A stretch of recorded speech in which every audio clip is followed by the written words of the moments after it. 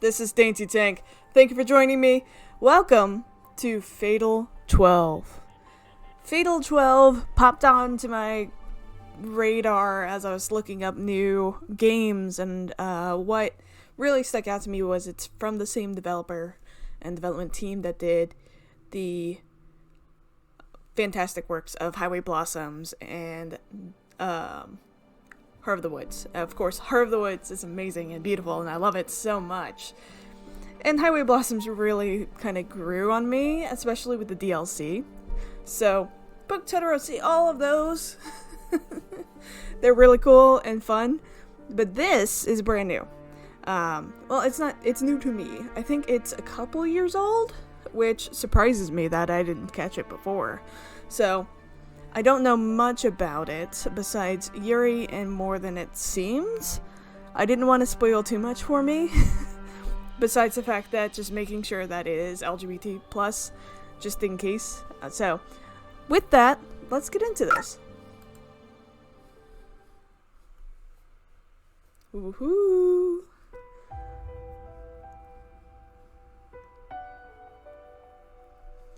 Is that dog paw clock? There are a number of terms used to describe a sequence of events that led to a specific outcome. Some call it life, others call it a story. One is responsible for much during this sequence, such as choices picked, relationships built, and mistakes made. All of that is for the sake of proceeding along the predetermined path. That is the natural order of the world, ruled by the concept of fate. Fate never strays from its course, regardless of how cruel it may be. My life and the events in it thus far are simply the product of fate leading me to a certain outcome. That's why I've never once given thought to any missed possibilities found along this path. My life has never been anything worth talking about in the first place. I've never had the luxury of considering the what-ifs. After all, I've convinced myself, life has no do-overs. Once the story ends, that's it.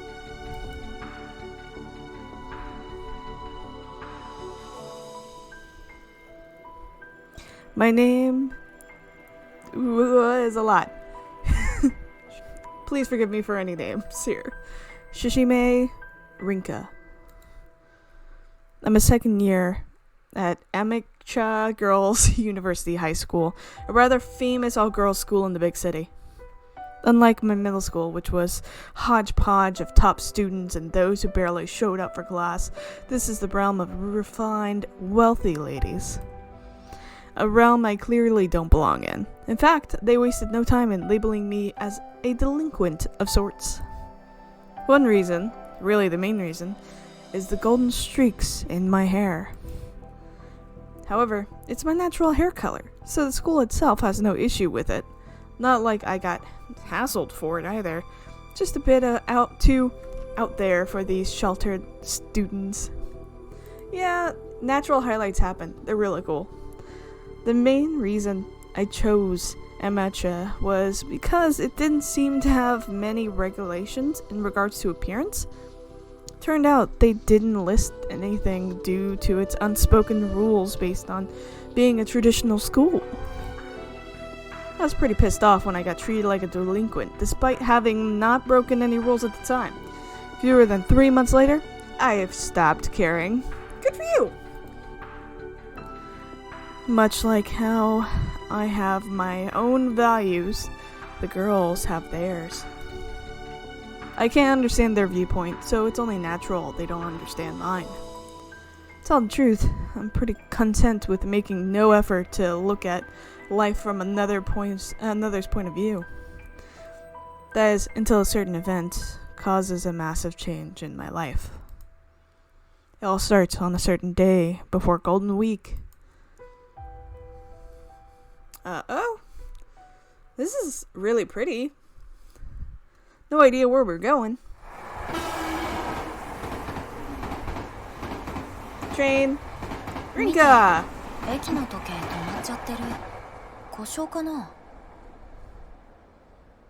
Is the voice... 見て、駅の時計止まっちゃってる。故障かな? I think I've got the voices turned off now. I do believe. Huh, station clock's not moving. I wonder if it's broken. I relay my observation to Naomi as we pass through the ticket gate. Oh, you're right. I'm surprised you noticed. It's not often you see something like that happen.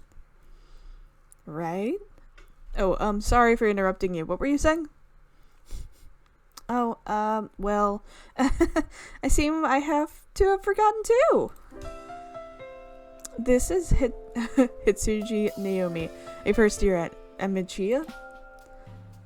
And let me know how you actually pronounce that in the comments below. You may assume that I know her from the club activities or something like the student council. There was a coincidence that brought us together. She might be a junior, but I simply see her as a friend because age difference doesn't really matter much to me. We're heading back to my place right now, making our way to the station platform to wait for the train. Ah! Watch it. She yelps as she trips over nothing but air. That was a really cute face. Fortunately, I snag her hand and keep her from falling on her face. Well, she tucks me forward in the process because she's a bit taller than me, but she manages to regain her balance quick. Sorry again. No worries. Thank you so much. Now you're overreacting. I'm not sure if it's due to her meek nature or not, but Naomi tends to trip herself up pretty often. She's the kind of girl you look at and suddenly feel an inexplicable urge to protect. Well, what's up? My hand? Please? Aww. Oops, I forgot to let go of her hand after catching her. Oh, sorry. Did I hurt you? No, not at all. It's just, well... Oh, does she have a crush on Rinka? She casts her eyes downwards as she answers. Maybe I squeezed a bit too much without realizing it? Let go with an apologetic expression. Yeah, she really wanted you to keep holding it. The train's almost here. Let's get going. She fixes her glasses, which become askew while tripping, and then points towards the platform with haste. Situations like this typically lead to a replay of events from just a minute ago. Wow! Jeez, you're a real handful, you know that? She bumps right into the passerby the moment she starts to walk towards the platform. Even worse, it causes them both to topple over. I'm sorry. Sorry, she's a bit too clumsy for her own good. Make my way over as they get back to their feet. She bumped into what seems to be a young girl. She's about the same height as me, but her face is definitely younger. Sometimes Naomi gets mistaken for a middle schooler thanks to her big round eyes. But that's not the case with this girl. Oh, hi. Out of nowhere. Look at that crocheted hat. Look at you. Yeah, it's Cable. Girl? Question. Are you okay? I notice how placid her eyes are when I try to speak to her. Her hair is pure white, but mostly obscured by her hat. She definitely looks young, but her facial features stand out more than your average person's. Safe to assume that she's a foreigner then. That means her hair isn't dyed either. Unlike Naomi, this girl has fallen backward. Is that a key on there? Yeah. Since Naomi bumped into the girl's back, you'd think she would have fallen face first, but she quickly spun around while falling. Not only that, but she also made sure to cradle the bag that was on her back. Based on its size, I guess she's here on vacation? Chances are she's carrying something fragile in there, like a camera. She's by herself too, so I'm assuming she came here with her family and has somehow gotten lost. You're making a lot of assumptions about this person you haven't really talked to yet. I think is a key on her bag at first? It's actually just a keychain. Oh, maybe it's the keyblade. Not the keyblade. She hops back to her feet, bag in hand, her glare drilling into me. Okay. You should apologize, Naomi. She seems a bit too panicked to get up on her own, so I lend her my hand once again. I'm sorry about that. Wait, are you a foreigner? What do I say in situations like that? Sorry. Pardon? Oop, click. You should take a deep breath first. She offers nothing beyond an empty stare as Naomi apologizes and bows her head. She seems like she wants to say something, but for whatever reason, opts not to. Eventually, she runs off down toward the platform without making it clear whether or not she understood our apology. She spins around to face us one more time, but I get the feeling that she's locking eyes with me, not Naomi. It's funny. Thanks to her unique appearance, she still stands out in the crowd. Then again, my hair causes me to stand out as well, so that's probably how she spots me so quickly. In the end, I'm not able to tell if she finds her parents or she actually has to come here all alone. Sorry. Hey now, no point in saying that to me. You did apologize to her, and she didn't seem to be injured, so I guess it's fine. That being said, you really gotta pay more attention to your surroundings. Right. I'll be sure to use severe caution with each and every step I take from now on. You realize you're gonna trip again if you do that, right? Oh, I can't see her anymore. Is something the matter? Don't tell me he actually did get hurt. Wait, he? Wasn't that a girl? Was it? You might be right, considering how pretty she was. Which means I've been doubly rude. Sound of an approaching train rises as our conversation falls, much like Naomi. We make our way over to the platform. Try not to trip stepping in this time, okay? Okay. Oh, nope. Yep. Oh, alright. That was a lot. Sorry about that. Click the wrong button.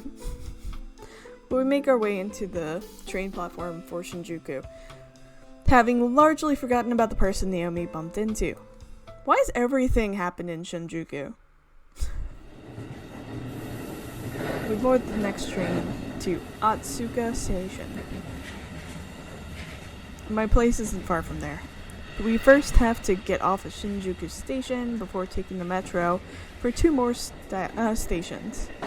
The only issue is that we're making this journey at 5 p.m. Pretty much rush hour, so the trains are packed. Naomi and I are practically glued together on our journey to Shinjuku. Sorry, it's my fault that we got caught in all of the foot traffic. Don't worry about it, I'm used to this, so it's not a big deal. Sorry again. Huh? Isn't that? Spy a familiar bag from amongst the crowd. Well, the bag itself is standard, so it's actually the keychain that catches my eye. Yep, it's the kid from earlier. Standing right in the middle of the passenger car, bag hugged tight against their chest. They're not tall enough to reach the overhead straps, but I doubt they'll fall over thanks to how crammed it is. Didn't expect them to be in the same car. Something happened? Wait. Oh, wait, no. Wait, what? No, that is okay. Wait, no. Wait, their bag's open. The strap is probably unfastened a bit to the people rubbing against it on the train. Just worried because the kid doesn't seem to have noticed. The other passengers probably don't care enough to notice either. Some are reading newspapers, others are killing time by checking out the ads, but most are on their phones. I doubt I would have noticed if Naomi hadn't bumped into them. And that's why I'm the only one to see what they are doing. No. A deadly serious expression, almost as if they were being squashed by incredible pressure. What's that? Nothing good. Something black is peeking out of their back. It looks mechanical, but different from a camera or a laptop. For whatever reason, my mind leaps to a conclusion that I've only read in the fiction. Before I can finish, it happens. A flash emits out the bag. Oh my god, are we really doing? Naomi!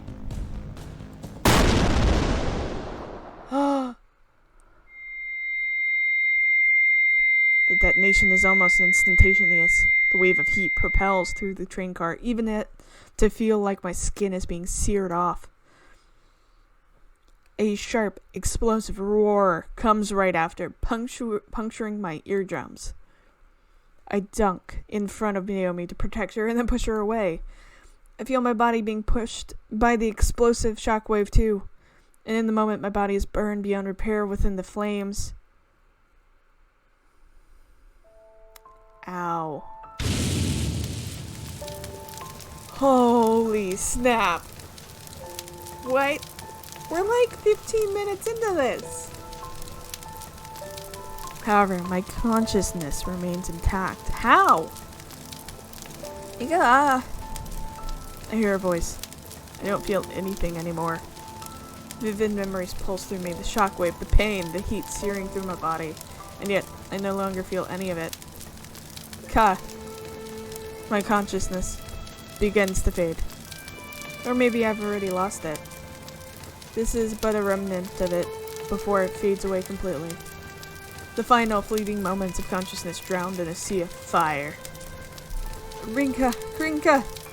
My sight gradually fades too. No doubt my consciousness will be spirited away like a leaf in the gust of wind. Nothing else being able to hear that voice puts me at ease.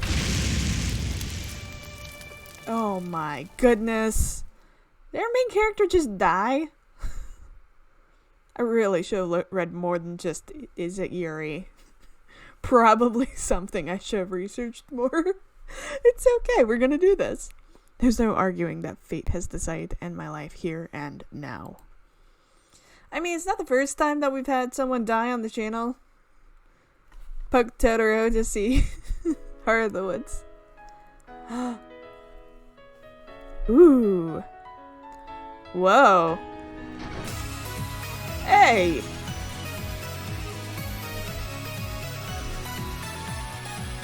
Fatal 12. Ooh.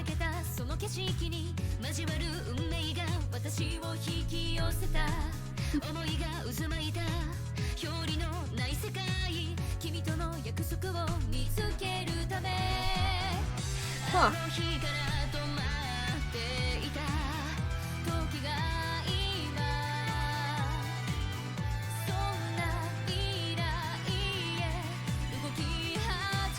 Ooh.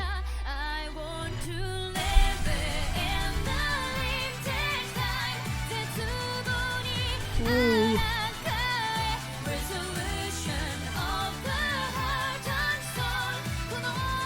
What were those abs?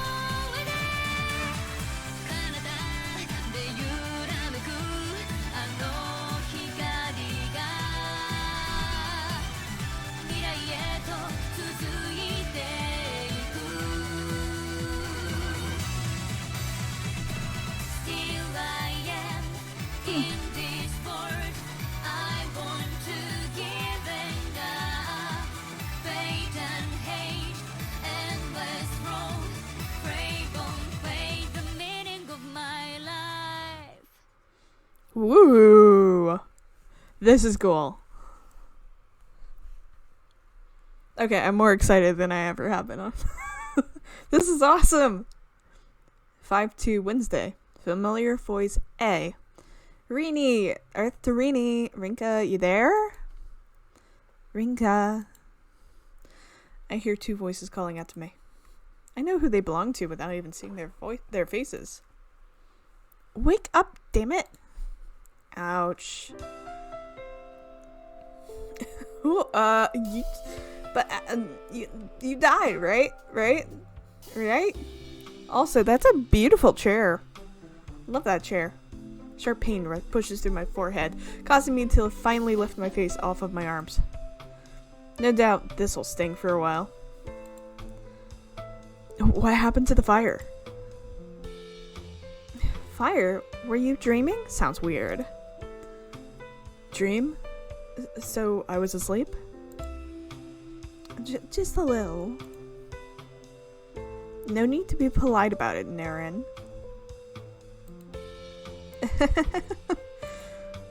The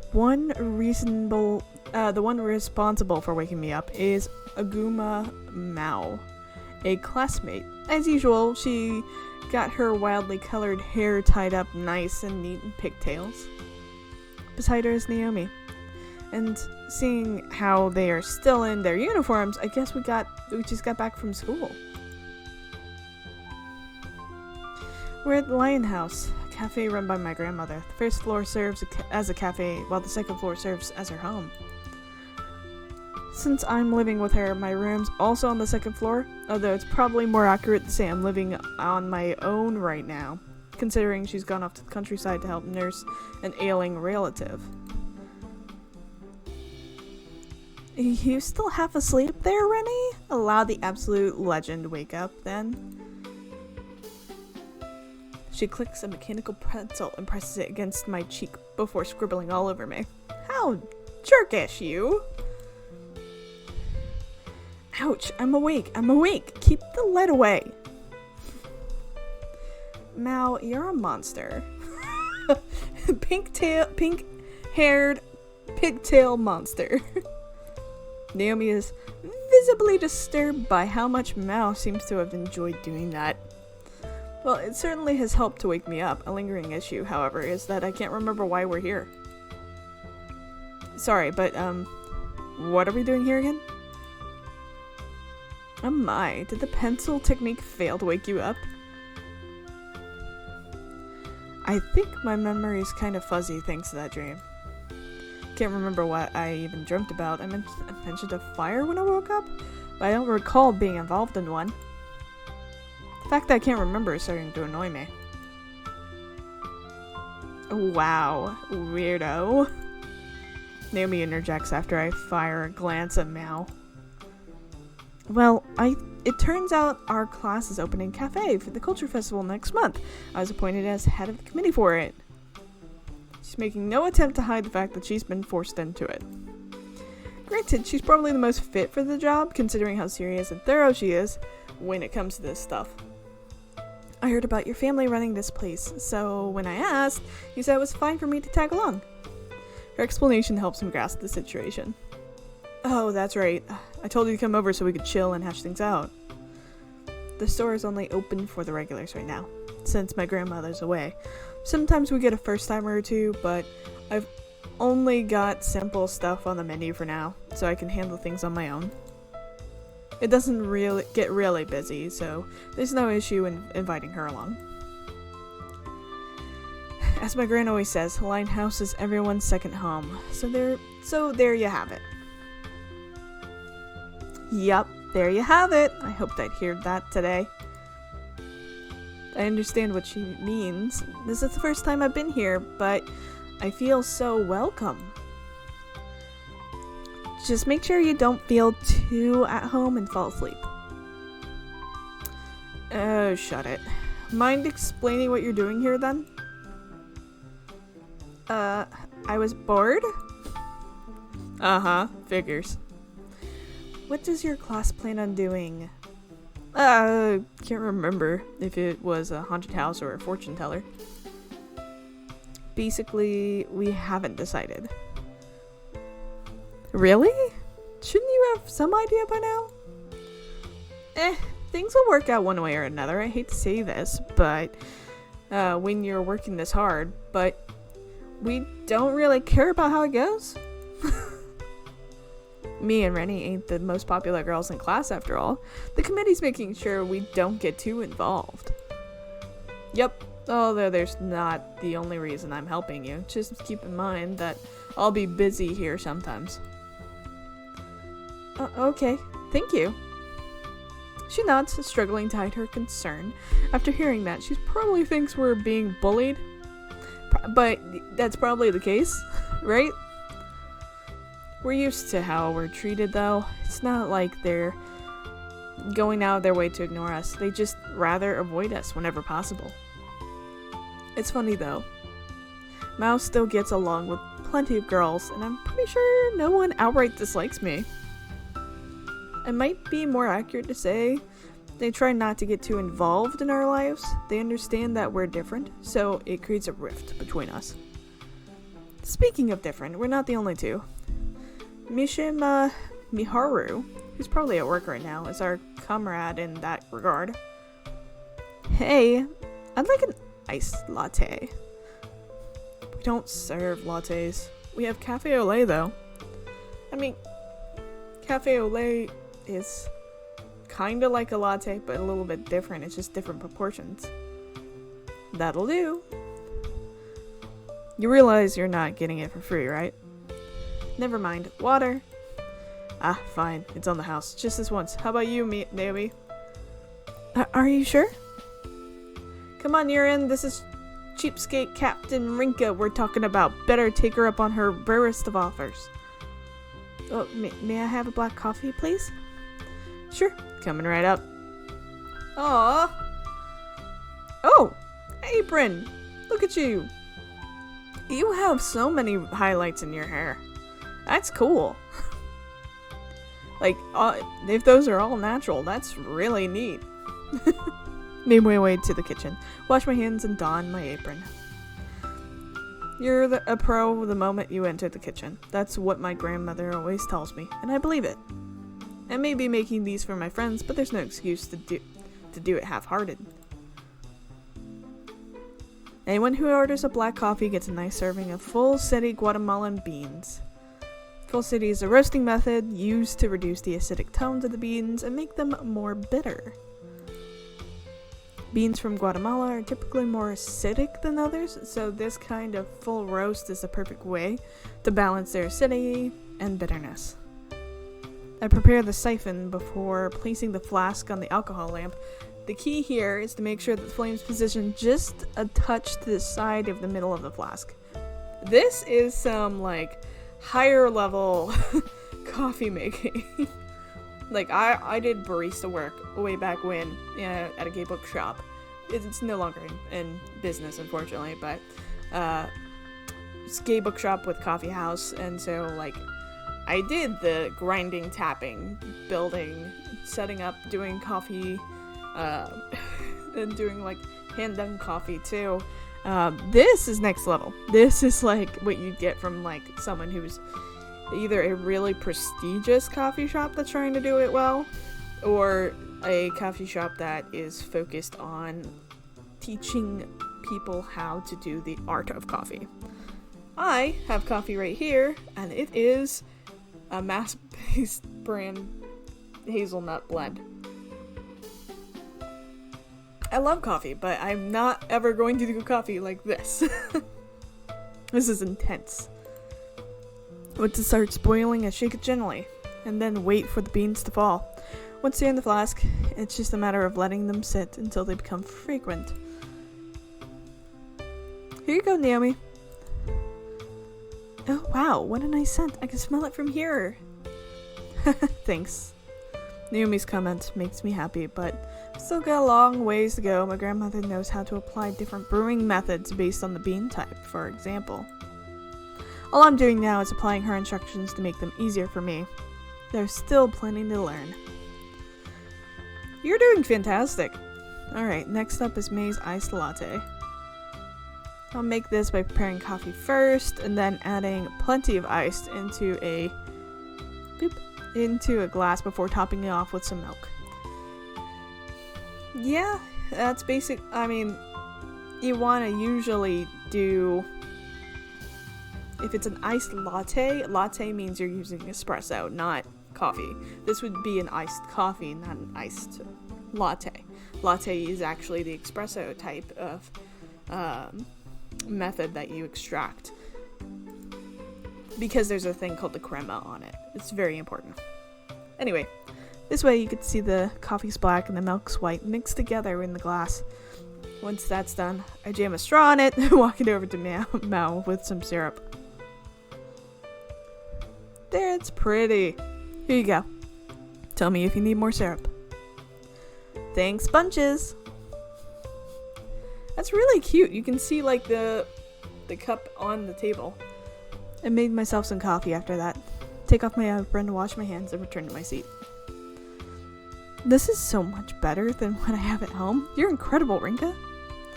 This is a cafe after all, but my gran is the incredible one, not me. Speaking of which, does no one else work here? Mao dumps half of the syrup into the cup before even giving it a taste, and then pours in the remaining half. Hearing the ice clink as she stirs at night is nice and satisfying. Well, I mean, it's a pretty small place. My gran handled the place on her own before leaving, so we don't need anyone else. She's taking care of a relative, right? Yep, she planned on closing the store temporarily, but I convinced her to let me keep it open whenever I'm not in school. Figured I'd be able to make coffee no problem, but it turned out to be way more difficult than I imagined. Even after a month of trying, she hasn't given me her seal of approval. I knew we'd have to close the store at that rate, so I really went for it and managed to barely get approval right before she left. How long have you been running it for now? She left near the end of March, so about a month? Take a sip of my own coffee before answering. Definitely smells and tastes a lot better than when I first tried to make some. I'm used to drinking her coffee, so the fact that I can answer with pride means I'm definitely getting there. Granted, I'm still a long ways from her level. It'd be nice if we could make coffee as good as this for the Culture Festival, but I doubt it'd be that easy, based on what you said. Yeah, and you can't do, like, batches at that level. Like, this is a specialty level. You need to do batches for a Culture Fest. Would they even be able to tell the difference? I can see most of the students dumping in milk to counter the bitterness, just like me. I wouldn't be surprised, but that's not my problem. Plenty of parents and teachers will be there, so I'm sure they'd be pleased. I can only imagine how long it would take me to learn, considering you spent the whole month training under your grandmother. Not to mention the other people who'd be in charge of making it during the day too. Yeah, I doubt it'd be possible. The equipment doesn't come cheap either. Talk about relentless. Sorry, itchy. I figured as much. We're probably best off relying on instant coffee. Yeah, it's jumping. There's a middle lane there. Between this high level and then, like, instant coffee. I'm not going to down instant coffee. I love instant coffee. I was a Girl Scout. I drank instant coffee all the time. It was great. I actually still have some in my cupboard. And it's great if you take instant coffee and then put in boiling water on top of it, and you whisk it. You can actually whisk it into a kind of like a foam. And if you put that on milk, it's great. It's so good. Oh. Anyways. Whoa. All I said is that you wouldn't be able to make the same coffee as we brew here. Huh? I can set you up with our bean supplier so we can get those on the cheap. The equipment itself shouldn't exceed your budget either. But making it? I'll ask my gran if there's a nice simple method for you. I doubt you'll be able to make it taste the same as we here, but it should be good enough for the customers. Can't say I'm totally confident, but I'll teach you what I can. After that, it's on you. I noticed Mao smiling as I finished my spiel. She probably expected me to say that. Naomi is obviously taken aback, but she quickly starts to nod and then responds. I feel bad for relying on you this much, though. If you're willing to put the effort in, then I don't mind. Besides, being able to teach you whatever my gran comes up with should help me too. No worries, Niren. People often get the wrong idea thanks to how she looks, but Rinny loves to stick her neck out for others, especially friends and family. No, I don't. Anyway, you game, Naomi? There's a hint of concern in her expression, but she gives a conclusive response. If you're willing, then I'd love your help. Sold. I'll call you after my gran gets back to me then. Thank you. Guess I'll pop in every now and then when I'm bored. Don't forget that you're paying next time. Cheapskate. It's called business. With that out of the way, we spent the rest of our time together chatting.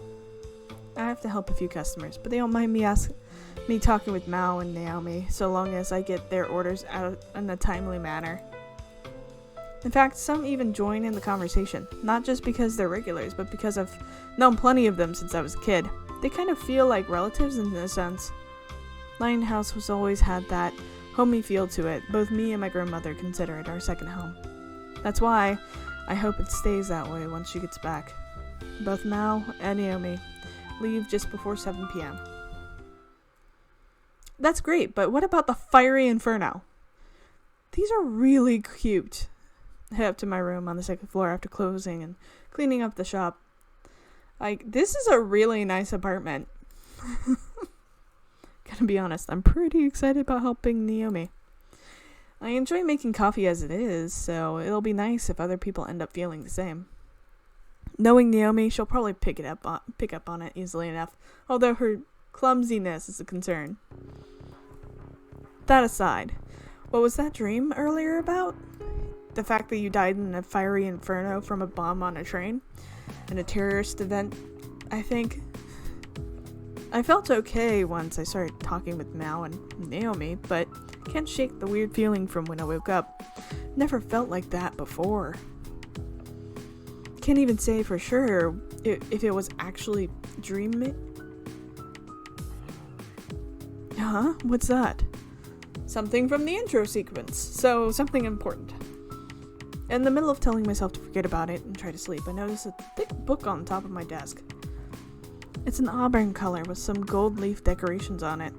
I assume these are gears. Ooh. Seems like kind of book my grandmother would like, but I don't remember putting it here.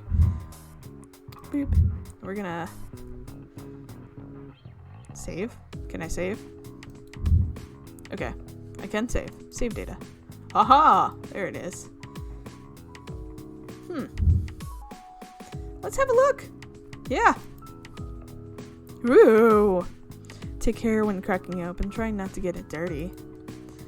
What the? There's no pages inside. Rather, it's just a rectangular gap in the middle. Ooh, it's a book lockbox. Like one of those secret book caves. Things. Majiggers. Yep. Ooh. I close the book immediately, having more questions now than when I spied it. Might as well message Gran about it tomorrow, considering it's already this late. Click. Oh.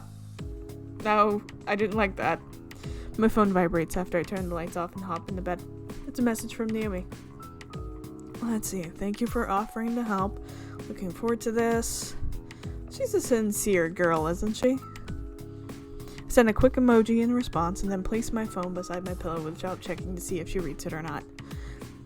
She be crushing on you, Rinka. She be crushing. What? What? I mean, this is cool. Same, huh? What's going on?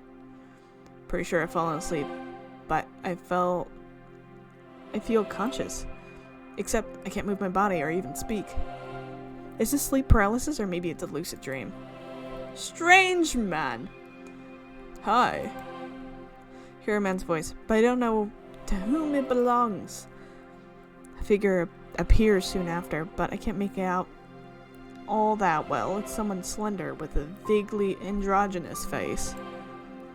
I can't respond, so I wait for him to continue. Oh, look at you. I see fate has led your life to its conclusion. Ha ha ha, no need to get depressed though. You've been given the rare chance to live again once. Over the next 12 weeks. What? Surprising, huh? Yeah, tell me about it. Don't get the wrong idea, there's nothing uniquely special about you. It's all down to the fate you carry. He spouts this nonsense at me in a calm, almost rehearsed fashion. Who am I, you ask? Also, nobody special. I'm just the one who watches you from above.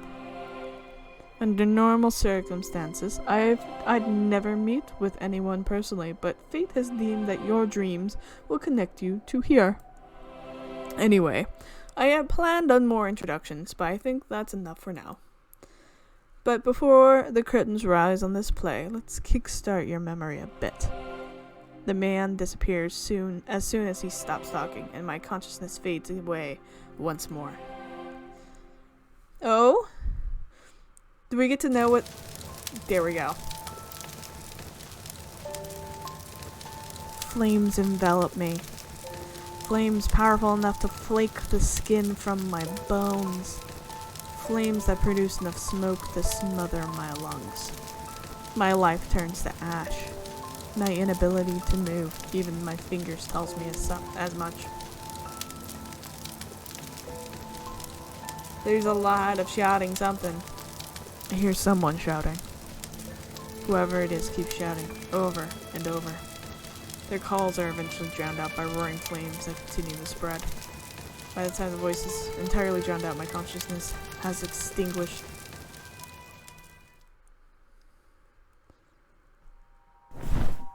Oh, look at that. It's the logo. It's flames and a clock. Flames o'clock. Ah! I wake up from my own uncontrollable scream. What an awful nightmare. I was engulfed by flames and died. Drenched in sweat, my breathing's become beyond ragged.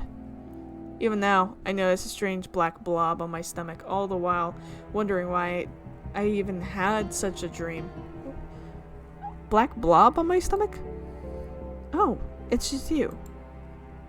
Oh, it's a kitty. Yay, kitty. Meow. Leith? Leth? Leith. It's our cat, Leith. I'm still not sure if my gran got it or if it was originally a stray, but it's made Lionhouse its home. It's been here as long as I can remember, but it's still pretty lively despite its age. Maybe I was struggling to breathe because it's laying on my stomach? Is that why I dreamt what I did? It jumps from the bed and skitters off, when it realizes I'm about to get up. Must be nice to do whatever you want. They say cats are free spirits, and Leith's a perfect example. I don't know where it usually goes to hang out, but it doesn't cause any trouble here, and it knows where to do its business, which is good. My gran always said that trying to keep a cat cage is about as pointless as trying to catch clouds. In other words, she's had her fair share of trouble with it as well. I have myself a good stretch before I get ready to open the store. Today's a holiday, so it needs to be open nice and early. That's great, but fiery death. Just saying. Alright. This is a good place to end it and cut it for today. I hope you're enjoying this. I'm so curious as to where this is going to go. This is getting intense. Let me know if I'm saying anything wrong here. I'm very sorry about all of the back and forth. I hope that you are enjoying this. Let me know your thoughts down below, and we're going to keep going with this over the next few weeks. So, with that, I love you all, and I'll see you next time. Bye!